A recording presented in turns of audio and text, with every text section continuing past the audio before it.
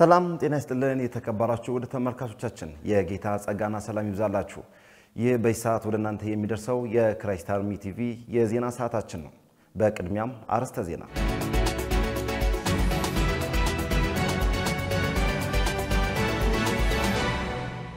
ሚያዝያ 19 2017 ዕለተ እሁድ በተደረገ ፕሮግራም 246 ነፍሳት ወደ እግዚአብሔር መንግስት መጨመራቸው የማይመለስ ትውልድ በሚል መሪ ቃል በክራይስት አርሚ ዓለም አቀፍ ቤተክርስቲያን አዘጋጅነት ሊካሄድ መሆኑንና በሚያዝያ 26 2017 የፊታችን እሁድ ታላቅ የጉብኝት ፕሮግራም እንደሚካሄድ መነገሩ አበይት ዜናዎቻችን ናቸው። ከዜናዎቹ ጋር እኔ ቀለም ይሳቅና እኔ ምንተሳብቴ አብረናችሁን ቆያለን። ወደ ዝርዝር እናልፋለን።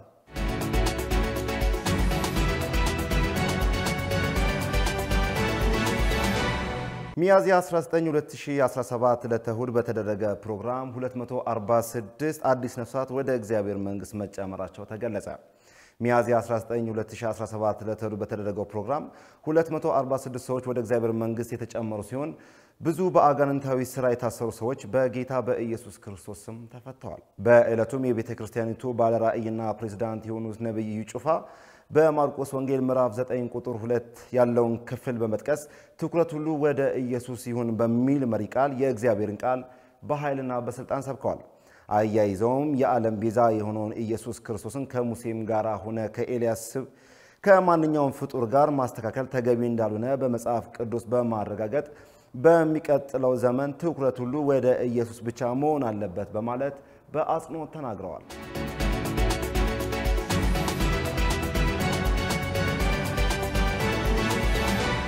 የማይመለስ ትውልድ በሚል መሪ ቃል በክራይስት አርሚ ዓለም አቀፍ ቤተክርስቲያን አዘጋጅነት ሊካሄድ ነው። የማይመለስ ትውልድ መፍጠር በሚል መሪ ቃል ግንቦት 1 2017 ዓመተ ምህረት ለአገልጋዮች ብቻ ታላቅ መንፈሳዊ ኮንፈረንስ በክራይስት አርሚ ኢንተርናሽናል ቸርች መዘጋጀቱ ተነገረ። ይህ አገልጋዮችን ኃይል የማስታጠቅና የማነሳሳት ኮንፈረንስ በየዓመቱ በክራይስት አርሚ ኢንተርናሽናል ቸርች በእግዚአብሔር ሰው ነብይ እዩ ጩፋ ባለራእይነት ሲዘጋጅ የቆየ ሲሆን ዘንድሮ ማለትም የፊታችን ግንቦት 1 2017 የተዘጋጀው በተሻለና በሚበልጥ ክብር እንደሚካሄድ ይጠበቃል። በዕለቱ በአገር ውስጥና ከሀገር ውጪ ለሚገኙ አገልጋዮች ማለትም ለነቢያት፣ ለሐዋርያት፣ ለወንጌላውያንና ለመጋቢዎች እንዲሁም ጥሪ ላላቸው በሙሉ በስፍራው ተገኝቶ የእግዚአብሔርን ጸጋ እንዲካፈሉ በውስጣቸው ያለውንም የእግዚአብሔርን ጸጋ እንዲያነሳሱ ጥሪ ተደርጓል። በተጨማሪም በመርሃ ግብሩም የተለያዩ ዝግጅቶችና ፕሮግራሞች የሚደረጉ ሲሆን ከነዚህ መካከል የእግዚአብሔር ቃል በኃይልና በስልጣን ይሰበካል፣ ለመንፈስ ቅዱስ ኃይል ይጸለያል።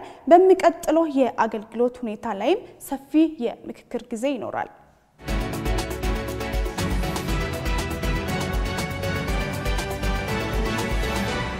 በሚያዝያ 26 2017 የፊታችን እሁድ ታላቅ የጉብኝት ፕሮግራም እንደሚካሄድ ተነገረ። የፊታችን እሁድ ሚያዝያ 26 2017 በአዲስ አበባ ክራይስት አርሚ ኢንተርናሽናል ቸርች ከማለዳው 12 ሰዓት ጀምሮ ታላቅ የጉብኝት ፕሮግራም የተዘጋጀ ሲሆን በዕለቱም የተለያዩ ዝግጅቶች እንደሚኖሩ ተገልጿል። በተጨማሪም የእግዚአብሔር ታላቅነት ባልተለመደ መንገድ እግዚአብሔር በዘመናችን ቀብቶ ባስነሳው ነብይ እዩ ጩፋ አማካኝነት እንደሚታወጅ የተነገረ ሲሆን ብዙ ሰዎች በወንጌል ኃይልና በኢየሱስ በስሙ ላይ ባለው ኃይል ነፃ ይወጣሉ። በዕለቱም ላይ ጌታ በዝማሬ የሚመለክ ሲሆን ነፍሳትም ከጨለማ ወደሚደንቅ ብርሃን እንዲመጡ ጥሪ ይደረጋል።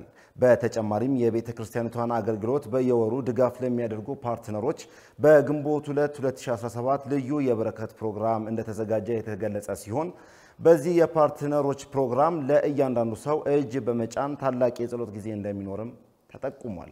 ውድ ተመልካቾቻችን ወደ እናንተ ይዘን የቀረብነው የዕለቱ ዜናዎቻችን ይህን ይመስሉ ነበር።